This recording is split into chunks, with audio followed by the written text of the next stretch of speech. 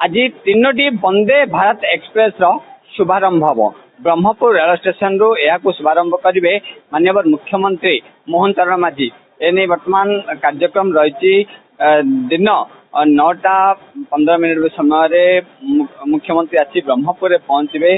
ब्रह्मपुर गोसानुआ गाँ air strip रु ओह्लैवा एठारू मुख्यमंत्री जो सभास्थल कार्यक्रम को आसी पहुंचवार कार्यक्रम रही। ये हूँ ब्रह्मपुर बर्तमान आम रही कार्यक्रम स्थल जेहेतु 4 नंबर प्लाटफर्म निकट में यही कार्यक्रम रही।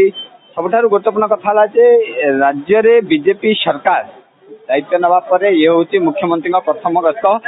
सबुठारु गुरुत्वपूर्ण कथा राज्यर ब्रह्मपुर वंदे भारत एक्सप्रेस शुभारंभ एठारे देखा चाहे रही राज्यर वाणिज्य परिवहन मंत्री रही ये कार्यक्रम स्थल आसी बुली देखुंत जेहेतु मुख्यमंत्री कार्यक्रम रही। मुख्यमंत्री गस्त समय ब्रह्मपुर सांसद समेत ब्रह्मपुर विधायक 2टी मंत्री एवं समस्त उपस्थित रहे। ये हूँ कार्यक्रम चित्र जेहेतु वंदे भारत जो भाव ट्रेन शुभारंभ हम ब्रह्मपुर शुभारंभ हम निजे रही मंत्री पहुंची। ये आम देखुचे बर्तमान मंत्री अनुधान कर जेहेतु मुख्यमंत्री कार्यक्रम रही। प्रथम थर मुख्यमंत्री आसुच्च ब्रह्मपुर शहर को। ब्रह्मपुर शहर जेहेतु मुख्यमंत्री कार्यक्रम रही आम कथा मंत्री मंत्री प्रतिक्रिया नवा जे राज्य सरकार आसवा वर्तमान मुख्यमंत्री प्रथम गस्त हम ब्रह्मपुर केते खुशी आज केते बहुत खुशी बहुत आम माटी के ब्रह्मपुर को प्रथम थर करी आमर जनता मुख्यमंत्री लोक मुख्यमंत्री मोहन चरण माझी पहुंचे।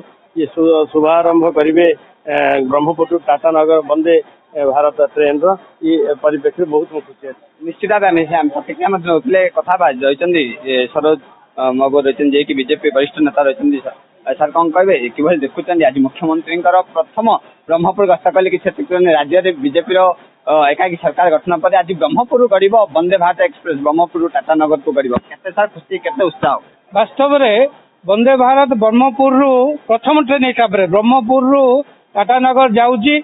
आमे तो अनुभव करुचु प्रधानमंत्री माननीय नरेंद्र मोदी जो कथा को कही गंजाम जिलावासी कथा को अक्षर अक्षर पालन करी भारतीय जनता पार्टी को पूर्ण मात्रा विजय देते एवं माननीय मुख्यमंत्री गंजाम जिला प्रति धन्यवाद प्रकट करने आज ये वंदे भारत ट्रेन यू जाऊँगी। गंजाम जिलावासी संपूर्ण दक्षिण ओडिशावासी आज ये उत्साहित अच्छा आम समस्ते आनंद उत्साह उल्लास सहित माननीय मुख्यमंत्री को स्वागत करने अपेक्षारत अच्छु। दीर्घ दिन धरी दाबी आसला ब्रह्मपुर ट्रेन चलाचल हो पार ना प्रथम ट्रेन पुणी वंदे भारत ट्रेन ब्रह्मपुर बाहर टाटा नगर पहुंचो केते उत्साह केते खुशी सर। निश्चय भाव में मुख्यमंत्री प्रथम जिला गस्त ता भी बहुत बड़ गोटे तोहफा गंजाम जिला ब्रह्मपुर वंदे भारत यू टाटा नगरी सी गोटे गिफ्ट ब्रह्मपुर इलेक्शन पर निश्चय ब्रह्मपुरवासी गंजामवासी बहुत उत्साहित होती।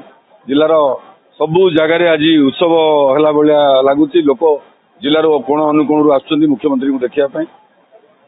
सीधासख प्रतिक्रिया शुणुले बीजेपी नेतृवृंद रही सर केते खुशी आज माहौल जेहेतु ब्रह्मपुर शहर दीर्घ दिन दाबी कहुला ब्रह्मपुर रेल स्टेशन आज बाहर शुभारंभ हम प्रधानमंत्री सेठारे फ्लैग अफ करेंगे मुख्यमंत्री रही ब्रह्मपुर किस पहुंचे कौन करेंगे। निश्चित भाव में आज सारा गंजाम जिला नहीं दक्षिण ओडिशार लोक मान गोटे बहुत बड़ा उपहार वंदे भारत ट्रेन जहाँकि ब्रह्मपुर इस्पात नगरी टाटा नगर जाए जोटा कि अनेक मजदूर नहीं अनेक ऑफिसर नहीं समस्ते यू काम करती अधिक कम समय मध्य आज टाटा नगर जीवाई सुजोग मिलती। सारा दक्षिण ओडिशा लोक मान को आमे माँ बुढ़ी ठाकुराणी माँ तारातारिणी माटी को प्रथम थर मुख्यमंत्री मोहन चरण मांझी जी आज पहुंचुंट आम उपहार भाया प्रधानमंत्री और मोहन मांझी मुख्यमंत्री और रेल मंत्री आज ये जो ट्रेन उद्घाटन करेंगे गंजाम जिला वासी गोटे उपहार भाई आज आमको भी से कहते मुख्यमंत्री प्रथम गस्त रहा ब्रह्मपुर या